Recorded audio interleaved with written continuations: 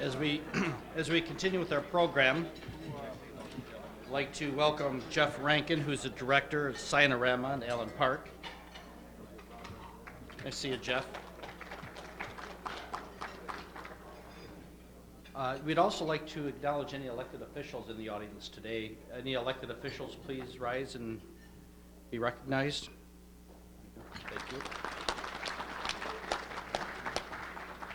Again, we thank our sponsors for making this event possible, and those include U.S. Steel, Great Lakes, and MBT, who could not have representatives here today. Now we'll call on Rob Bovitz, CPA, to introduce our speaker. Rob? My pleasure to introduce Bill Ballenger. Bill was born in Flint, Michigan. He has a bachelor's degree from Princeton University and an MBA from John F. Kennedy School of Government at Harvard. He is a Robert P. and Marjorie Griffin professor in American Government at Central Michigan University from 2003 to 2007, and also served as Michigan Racing Commissioner and Director of the Michigan Department of Licensing and Regulation. Was appointed by President Ford to be the Deputy Assistant Secretary of the U.S. Department of Health, Education, and Welfare. Bill actually began his legislative experience in the 70s, serving as both state representative and state senator. And over the years, I've known Bill as a Republican state delegate for his coverage of inside Michigan politics of our conventions. I've been a frequent viewer of the public TV weekly offering of Off the Record program. I appreciate Bill's contributions to the discussion and applaud him for being the calming voice of reason next to Tim Skubik's tendencies to grill the guests and raise the collective blood pressure of the panel. I give to you a fine citizen of Michigan, Bill Ballenger.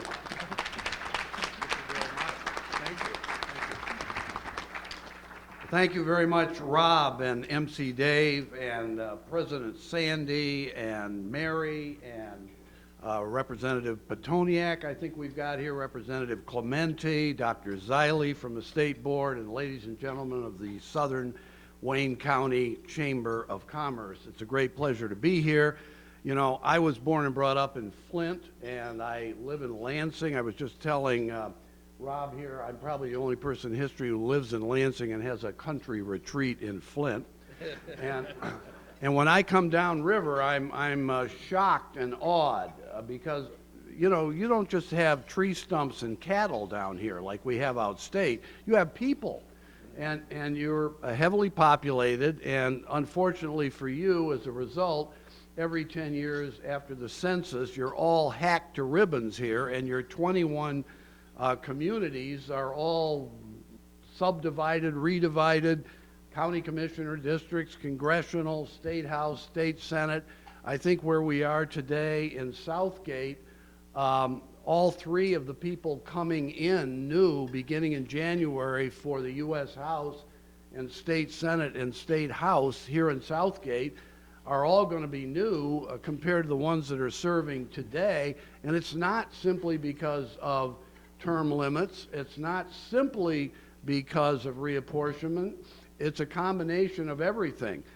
You've got John Dingell retiring and handing it over to his wife, Debbie, for Congress. For the state senate, Hoon Young Hopgood, I think, for Southgate was a state senator the last 4 years. Now the new map has taken him away from Southgate. And you've got Virgil Smith in the city of Detroit with his district coming down into Southgate. Now I realize many of the other communities are not included in that district. And then when you get to state representative, you've had Andrew Kondrivas, the last 3 terms. He's term limited, and so now you're going to have in Southgate Frank Liberati. So this is the kind of change that you have to put up with down here compared to outstate. I'm not saying there isn't turnover and confusion outstate as well, but it's not as pronounced as it is here in Wayne County. Anyway, look, I don't have that long to talk. I'm going to go through this very quickly, and I want to leave time for questions. I think these blue cards are being passed out, so get ready with some good questions.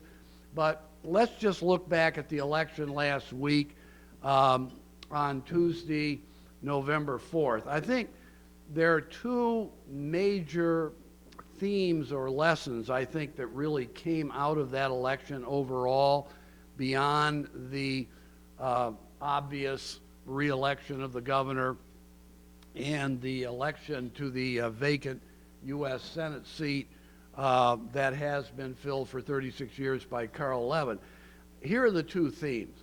Going into the election, I think the big, real question or issue or challenge was, would the Republican Party, now I know this is going to be hard for a lot of Democrats here in this room today from downriver to stomach, but will the Republican Party continue to completely control state government?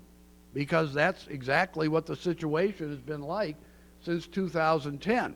The Republicans have controlled the governorship, lieutenant governor, attorney general, secretary of state, the state House of Representatives, the state Senate, and the state Supreme Court. All of them for 4 years. They've even had a majority of the congressional delegation, 9 of the 14 U.S. representatives between 2010 and this year have been Republicans. So how would it come out? Last week, November 4th, guess what? Exactly the same. So the Republicans completely control Michigan government for at least the next 2 years. At least the next 2 years. In 2016, the state House will again be on the ballot, all 110 seats. Conceivably, the Democrats could regain control, but they got a steeper hill to climb than they had this year. This year, they only had to pick up 6 seats to gain control of the state House. They couldn't do that. They lost 4.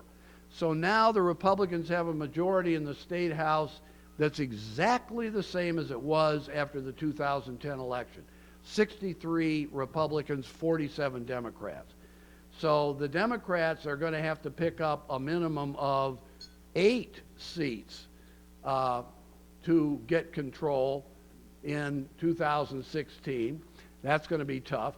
The Republicans did the unthinkable in the state Senate last Tuesday. They went into the election ahead 26-12. They were already in a veto-proof majority, and they actually gained a seat. It's now 27-11 for the Republicans in the Senate. Now, you know that Rick Snyder, the incumbent Republican governor, won by 4 points. It was pretty close. You know that Gary Peters, the Democratic nominee for the U.S. Senate, won by a very sizable 13 points. You know that Bill Schuette, the Attorney General, Ruth Johnson, the Secretary of State, both Republicans, they were reelected by better margins than they were in 2010, but not by as big margins as Gary Peters beat Terry Lamb. Now, despite everything I've said, with the Republicans dominating everything and controlling state government, here's the second big message, I think, that comes out of last Tuesday's election. Believe it or not, this was not a Republican wave year in Michigan. It was not. In fact, I think, as Dr. Zeile knows, the Democrats won 7 out of the 8 educational board seats in the state. Now, you know that all of the education boards, State Board of Education, University of Michigan Board of Regents, MSU Board of Trustees, Wayne State University Board of Governors, they all have 8-member boards serving 8-year staggered terms, meaning that every 2 years, 2 of the seats on each one of those boards is up. Well, this year, 8 were up, and the Democrats won 7 out of the 8. The only one that a Republican won was Melanie Foster, running for the MSU Board of Trustees, came in second, so she was elected narrowly as the only Republican to get elected out of the 8 Republican nominees for the state board. So think about it. Democrats actually almost swept the state board seats, and yet they lost everything above them on the ticket except for Gary Peters. There's only one other year when anything close to that has happened. And actually, it involved somebody here from downriver.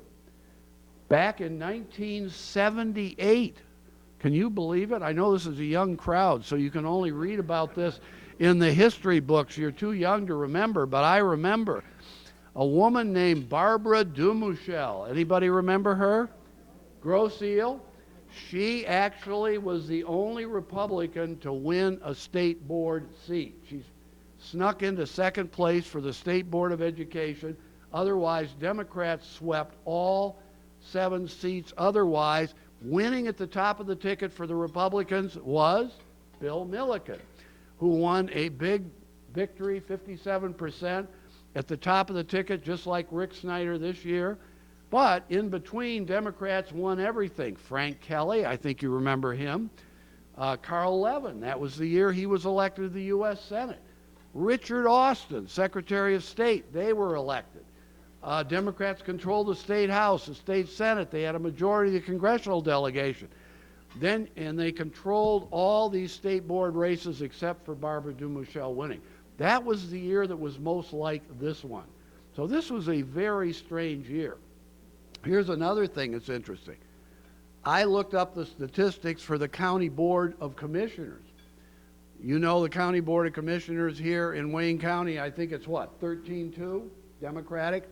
But there are 622 seats spread around the state on boards of commissioners, spread over 83 counties. And this year was almost an absolute break-even year in terms of pickup. I mean, Republicans have a majority of county commissioner seats because most of the counties in Michigan are very sparsely populated up in the North Woods, and Republicans control those. But the point is, there wasn't a Democratic sweep for these commissioner seats, but there wasn't a Republican sweep either. It was almost absolutely even result from what they had going in. I think the Republicans net gained 3 seats out of 622 statewide. So it was a sliver of 1% gain for the Republicans. So a very strange year for the Michigan electorate. We haven't had anything like this in recent history. I maintain we haven't had any election like this since 1978. Going forward, obviously 2016 is a presidential year. It's going to be a totally different ball game. We have no idea who the presidential nominees are going to be. It certainly looks like Hillary Clinton is likely to be the Democratic nominee, but God knows who the Republicans are going to nominate in 2016 and how well they may do. And if it's a presidential election year, Democrats tend to turn out much more numerously than they do in non-presidential years. If you look at the votes statewide this year, here's another statistic for you you'll be interested in. Even though the Republicans emerged from the state house elections with a 63-47 margin I mentioned, if you look at what is called the aggregate vote for all candidates running for the state house on the Democratic ticket, and you compare that to the aggregate vote for Republicans running for the state house, Democrats actually got 2% more statewide, and yet they only got 47 out of 110 seats. Now that's what a gerrymander will do, okay? Because the Republicans drew up the map under which you're all operating, we're all operating now in 2011. This was the first election, by the way, where the state Senate was running in these new districts. If you look at the congressional races this year, Republicans won 9 out of the 14, the same number they had going into the election, but the aggregate number of Democratic votes for members of Congress this year was about 2% higher than the Republicans. For the state Senate, the Republicans did get a majority of the aggregate vote, about 1.5% higher than the Democrats. It was about 50.7% for the Republicans, 49.2% for the Democrats. But does that mean that the membership of the Senate should be split 27-11 for the Republicans? I don't think so. So that's what a gerrymander will do. On the other hand, both parties play the gerrymander game. Here in Wayne County, obviously, Democrats prevail, but do you prevail 13-2? I don't think so. It's not that big a margin. So the districts are drawn where the party that has the advantage and is holding the pencil, drawing the map, they determine what the new districts are going to be like. If they're Democrats, they're going to draw Democratic maps. If they're Republicans, they're going to draw Republican maps. Republicans, again, right back to the beginning again, they control all of state government. They can draw the map in the legislature. They pass bills with maps attached to them. They send those maps to the governor. He's a Republican. He signs them. If the Democrats challenge the constitutionality of the maps, guess who reviews the maps? The Supreme Court, controlled by the Republicans. Don't be fooled by the fact that they run as nonpartisans. As Rob knows, having attended many state conventions, the parties nominate their candidates for the Supreme Court at party conventions, and then they magically divest themselves of their partisan coloration and they run as nonpartisans. But the court right now is 5-2.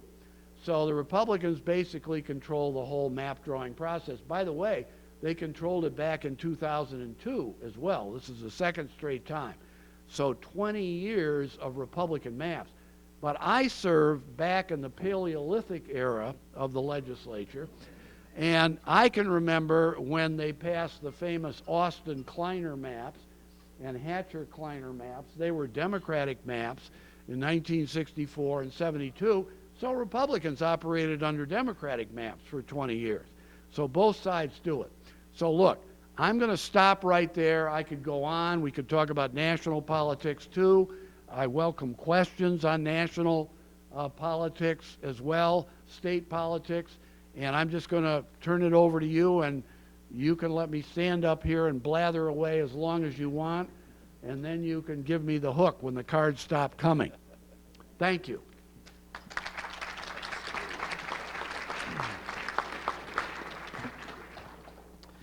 You see Rich over here collecting blue cards, and just a few announcements before we begin our question and answer session.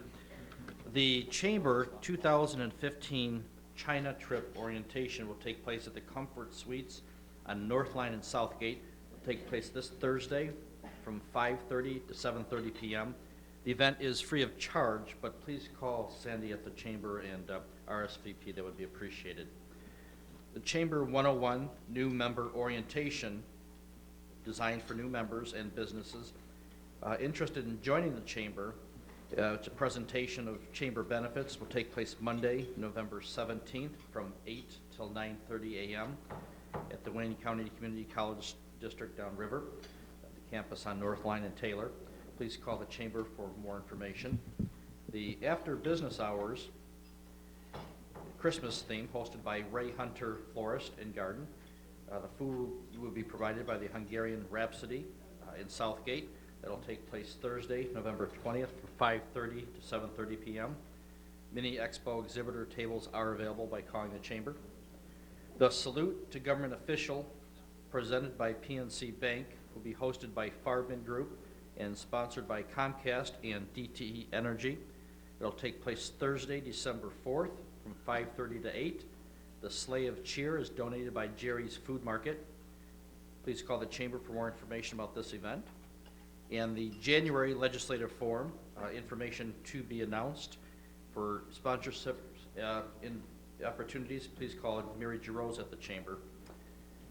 The Chamber Business to Business Expo and Conference at Crystal Gardens Banquet and Conference Center will take place January 30th. It's a full day of ideas for a year of solutions.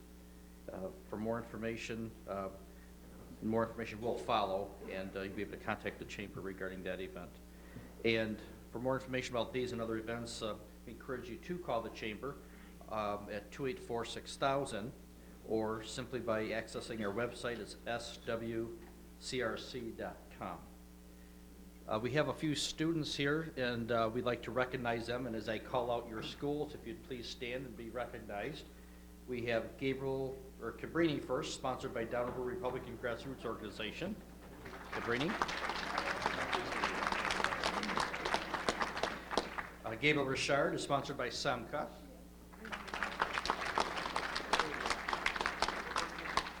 And Asher School, sponsored by Zeal Credit Union.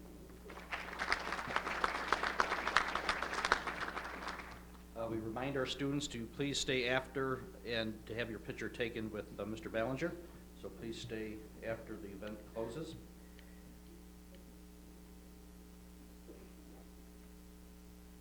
Our first question, do you think that there will be an effect in Lansing to modify term limits? What impact will the adoption of term limits for municipal office holders in Grand Rapids have? You mean Grand Rapids is part of Downriver too? Boy, you guys are bigger than I thought. You know, I haven't heard in lame duck that modifying term limits for municipalities is likely to be expanded, but anything is possible. I was just talking earlier on that there's very possibly going to be a move to change the electoral college for president vote in Michigan from winner take all to maybe a percentage breakdown, whichever party carries Michigan. Let's say it's 55-45 Democratic.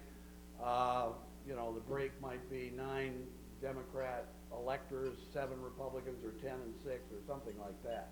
So I think that could happen. That will be very controversial. I can talk more about that later. I think term limits was the other question. You know, term limits, remember, was put on the ballot by petition in 1992, and it passed with almost 60% of the vote. And despite all the hand-wringing and moaning and complaining about term limits, mainly from the news media and the politicians and interest groups ever since, there's never been a really concrete effort made to overturn it, either by petition or in the legislature. Lots of talk, but no action, because it's going to take a lot of money to get it changed, because two things have to happen. It has to get on the ballot, number one, and there are only two ways it can get on the ballot, either by a majority vote, a two-thirds majority vote, by the way, very important, in both the House and Senate, and the signature of the governor to put it on the ballot, or it'll have to be a petition drive again. And none of the groups that claim term limits is a terrible idea want to come up with the money and the effort to try and collect the petition signatures to get it on the ballot, because they know that even if they were able to do that and get it on the ballot, they then have to spend millions selling it to the electorate. And most voters in most polls show that they actually marginally kind of like term limits. And so, you know, it's been a tough sell. I think one thing that might be possible is the legislature could conceivably modify term limits, not get rid of them, but modify them by making them more flexible. Instead of 3 two-year terms for state representatives and 2 four-year terms for state senators, which is what we've got now, they might make it something like 12 years total, however you want to serve them. You could serve 6 two-year terms in the House. You could serve 3 four-year terms in the Senate. You could serve 4 two-year terms in the House, 1 four-year term in the Senate, or vice versa. And put that on the ballot in a way in which the incumbents would have nothing to gain by its approval. You follow me? So that the electorate couldn't smell a rat, that the incumbent office holders were trying to prolong their time in office by getting people to approve a modification of term limits. That's possible. I think that's the only thing that would be possible. But let me just mention one other thing that works against the legislature ever doing this. If you are in the minority, if you're in the minority in the House or the Senate, I don't care whether it's Republicans or Democrats, what is the quickest and easiest way for you to get back in the majority? Open seats. And open seats are created by term limits, okay? Every 6 years in the House, at least, you are going to have some representative or representatives thrown out because of term limits, and the seat will be open. That's when a party in the minority has its best chance to win the seat. It's tough to beat incumbents. Only 2 lost this year, and that was a lot, okay, in the general election. So if you're in the minority, I think you got to think twice, if you're a Democrat right now, because they're in the minority in the House and Senate, to come up with the votes in the House. Because even though the Republicans have a 63-47 edge, it's not a 2/3 majority in the House.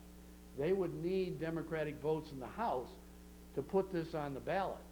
Do the Democrats want to put something on the ballot that looks like it might cement the Republicans in power perpetually? I mean, they're there, and if there's no limit on the number of terms they can be elected, why, if you're a Democrat, would you necessarily want to modify term limits and make it easier for incumbents to last? So that's just something to think about. Yes. What did Terry Lynn Land do wrong? What could she have done right to change the outcome of her election? I think Terry Lynn Land probably would have had to have a complete personality and character transformation. I've known Terry Lynn Land for almost 40 years. I know her very well. And frankly, I didn't expect this inferior a performance from her in this campaign. There was always a suspicion that she really wasn't ready for prime time, that she couldn't engage with either the news media or the public on the weighty issues that you have to be conversant about if you're running for the U.S. Senate. And frankly, she proved all her detractors and skeptics and doubters right. They were right to be suspicious. She showed she wasn't ready for prime time, and she ran a terrible campaign. I don't think there's anything she could have done differently. I think she was incapable of it. So you can argue the Republicans blew an opportunity to perhaps win a U.S. Senate seat. Remember the last time one was open was 1994. That's when Spencer Abraham was elected and got in for a single term. On the other hand, as I'm trying to point out earlier, this was not a Republican wave year in Michigan. Nationally, yes, it was a Republican wave year, nationally, but not here in Michigan. So the idea that some other Republican nominee would automatically have been, you know, a sure winner, or at least a viable contender, it ain't necessarily so. Gary Peters might have been difficult to beat under any circumstances by anybody. What are the top concerns facing our legislators? Roads or jobs? And by extension, do you think the governor will be successful in getting some movement on roads in lame duck? Well, there was a story on the radio this morning, you probably already know it, maybe it was in the paper as well, that Randy Richardville, the Senate Majority Leader from Monroe County, not far from here, is saying there could be a vote as early as this week on a roads reform package. He wants to get it done in lame duck. I don't know whether he sees this as his legacy or whatever. People are saying, well, we waited for you to come up with a legacy for 12 years. Maybe isn't this a little late? But of course, it's not just Randy Richardville. You got to get a majority of voters in both, not only the Senate, but the House, and the governor's got to sign it. And frankly, there are no details on what Randy Richardville is proposing there be a vote on this week yet. So we don't know. They probably are going to be coming out in the next 24 hours. And I think there is a possibility that they can do this in the lame duck session, because if you're the Republicans in particular in the majority, what you would be able to do is get this out of the way with votes from people who are going to be leaving because of term limits at the end of this year, so that the new members who've just been elected coming in will not have to vote on raising maybe taxes as part of this next year or the year thereafter, and then face re-election in 2016. So maybe there's a feeling, this has happened before, that the lame duck legislators will decide we are going to make it a lot easier on our successors, and let's get the job done now. If it isn't done, I predict there will be something done early next year. I think the legislature clearly, I know it's hard to believe, but they clearly understand that our entire transportation infrastructure is crumbling in this state. It's deficient, it needs help, but they were very reluctant, obviously, to vote for anything that would shift revenue or hike taxes in a way that could come back to haunt those who voted for it in the general election, particularly because polls showed, strangely enough, that despite the fact that the public feels something should be done about roads, the public didn't want their taxes hiked either to fix the roads. So the legislators were looking at polls. You can argue they shouldn't, but they did, and they put it off, and I think something's going to be done now. The only issue is it going to be done in this lame duck session, or is it going to be done early next year? Can nationally or Michigan specifically be better served by jungle primaries?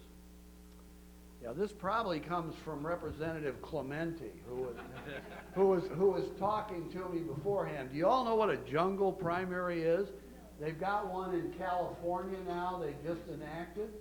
And what it does is it puts all the candidates together on one ballot. And the top two finishers in the primary, they could both be Republican. They could both be Democrat. Face off in the November general election. There's some variation of that in other states. Louisiana has something like that now. You may have noticed on Election Day last Tuesday, Mary Landrieu, the incumbent Democratic senator, was on their kind of jungle ballot. Two Republicans were running who were prominent. One is a congressman named Bill Cassidy, and the other was Rob Maness, M-A-N-E-S-S, a Republican. Well, Maness got enough support. He got 14% of the vote, all of which came out of Cassidy's hide because Cassidy was also a Republican. So Landrieu and Cassidy finished almost in a dead heat at 41, 42, 43%. Maness had 14%. They dropped Maness from the ballot, and they're going to have a runoff in early December between Cassidy and Landrieu. And that's kind of basically what a jungle primary would do. Why might that be a good idea? It might be a good idea in that, let's say you've got a heavily Democratic district where a Republican doesn't have a snowball's chance in hell of winning. If you're a Democrat and you're running against other Democrats, let's say you know there's a Democrat running who's considered quite liberal and has major liberal Democratic support group endorsements, you might say, you know, I'm going to reach out and appeal to independents and Republicans. I know they're in a minority, but I'm going to reach out to them and to some Democrats and put together a coalition that's going to be more moderate than a Democrat might ordinarily be. And get into the runoff if I finish second to the major Democratic liberal standard bearer. And, you know, in the general election, lightning could strike, and I could get a coalition of Republicans who finally would have somebody they could have a choice that they feel good about to vote for on the grounds that, you know, I'm not perfect as a moderate Democrat, but I'm a heck of a lot better than my opponent would be for the Republican Party. I'm kind of centrist, reasonable, independent, and this moderate Democrat would then have a chance to win. In other words, the polarization of the parties, which people are arguing has paralyzed Washington, where you've got these extremes on the left and the right dominating everything and fighting and acrimony and gridlock all the time. If you had jungle primaries all over the place, conceivably you would be getting incrementally, maybe at first and maybe over the long haul, a lot more moderates of both parties, Republicans and Democrats, and you would recreate the so-called moderate Republicans and Democrats that used to exist, that hardly, I mean, they're a vanishing species. They're an extinct species now. You have to be way out in right field or way out in left field, and never the twain will meet. So this is a possibility, but it's going to have to be done on a state-by-state basis. Frankly, I don't see the stomach or the interest in doing it here in Michigan, particularly if you're the Republicans and you control all of state government. Why the heck do you want to change that system? The only way I could see that it could happen is the Republicans will have to lose some of these races, lose some of their power. Both parties would have to step back in a few years and decide, you know, gone are the days when one or the other of us are going to control everything. Let's get together and pass a jungle primary. That could happen, but it's not going to happen now. You talked about gridlock. Are there times when gridlock can be good, or is it always bad for the country as a whole? We're about to find out, right? In Washington, you know, one of the big debates is right now, we've had gridlock for 2 years with a Republican House and a Democratic Senate and Democratic President, actually 4 years. If we now have not only a Republican House, but a Republican Senate too, and still just the Democratic President, is that going to enhance the chances that the two sides may get together and do something constructive? Or does it hurt the chances, make them even more unlikely? You know, I've seen arguments on both sides. Some people say, hey, are you kidding me? If you've seen bad gridlock for the last 4 years, you've seen nothing yet. Wait till you see what it's going to be like the next 2 years. The president and the Congress are not going to agree on anything, and it's going to be terrible. I frankly don't believe that. I am of the other school. I actually think there is a better chance with the Republicans controlling both the House and Senate to get something done. Already, Mitch McConnell stood up on the day after he was reelected and it became apparent he was going to be a majority leader. He said there's going to be no government shutdown. We are going to lift the debt ceiling. I mean, he announced this unilaterally the day after he was reelected. So, I mean, to have the Republican majority leader say something like that when that was a major source of friction between the White House and the Congress over the last 4 years, I think is significant. McConnell also said we are going to return the Senate to what is called regular order. We're going to make sure that bills are put to votes that come over from the House. We're going to allow open amendments by both parties, something that has been completely vitiated by Senate Majority Leader Harry Reid for the last 4 years. And if that happens, you know, it's going to be amazing what could develop.